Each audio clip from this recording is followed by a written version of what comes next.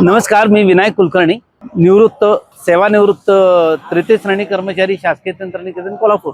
मी 29 वर्षे सेवा झाली माझी आणि आम्हाला रजारोखीकरण देयक आम्ही नॉन टीचिंग स्टाफ असल्यामुळं महाराष्ट्र शासन सेवा नियम 1981 मधील नियम 52 परिशिष्ट 2 1B 1T2 प्रमाणे आम्हाला रजारोखीकरण देय आहे। रजारोखीकरण देय आहे आणि याच नियमाप्रमाणे आमच्याच संस्थेतील दत्ता सुतार नावाच्या एका तृतीय श्रेणी कर्मचाऱ्यांना हे देयक मंजूर झालं आणि ट्रेझरीनं जिल्हा कोषागार अधिकाऱ्यांनी ते माहिती अधिकारांतर्गत 16/9/25 पत्रान्वये कळवलं आहे। मग याच नियमाप्रमाणे आम्हाला तृतीय श्रेणी कर्मचाऱ्यांना हा रजारोखीकरण देयकाचं लाभ मिळणं आवश्यक होतं, परंतु कोषागार अधिकारी प्राचार्यांना प्रमाणपत्र मागतायत की नॉन टीचिंग आणि दीर्घ सुट्टी विभागातील नाहीत आणि ह्याप्रमाणे त्यांना देण्यात यावं असं कळवा।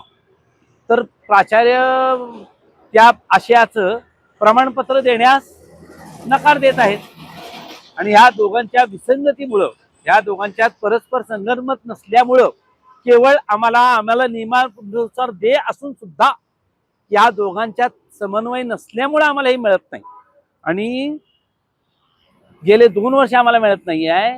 मी माझ्या 90 वर्षाच्या आईची शुश्रूषा कशी करायची, 7-7.5 लाख रुपये मला मिळत नाही आहेत आणि आम्हाला एवढी वर्ष सेवा केल्यानंतर उपोषण करायची वेळ शासनानं का आणावी। आणि तर माझे मित्र आहेत, काही पार्किन्सन आहे, त्या ग्रस्ताला गोळ्यांचा परिणाम होईना। फसवणूक आहे ना आमची, ही फसवणूक आहे। एकाला दिलं आणि तो नियम आम्हाला लागू करत नाहीत, त्या फसवणुकीमुळे आम्हाला गोळ्यांचा परिणाम होईना। माझी मधुमेहाची साखर वाढती आहे, त्या ग्रस्ताच्या पार्किन्सनच्या गोळ्या वाढायला लागल्यात। एक ग्रस्त आहे, पेसमेकर बसवलेला आहे, फक्त हाडाचा सापळा आहे तो ग्रस्त।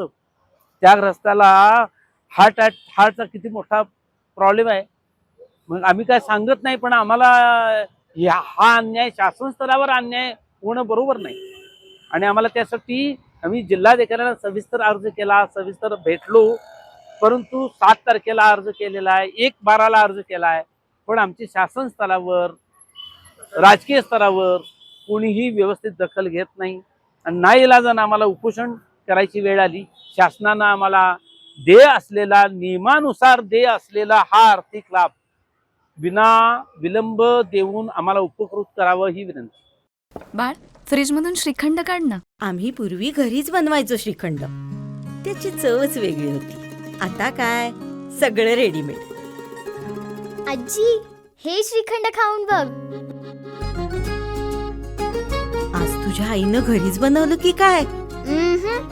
हे आहे गोकुळचं श्रीखंड, अगदी जिभेवर रेंगाळणार। जिभेवरच नाही तर मनावरही रेंगाळणार। गोकुळ श्रीखंड, मनावर रेंगाळणार।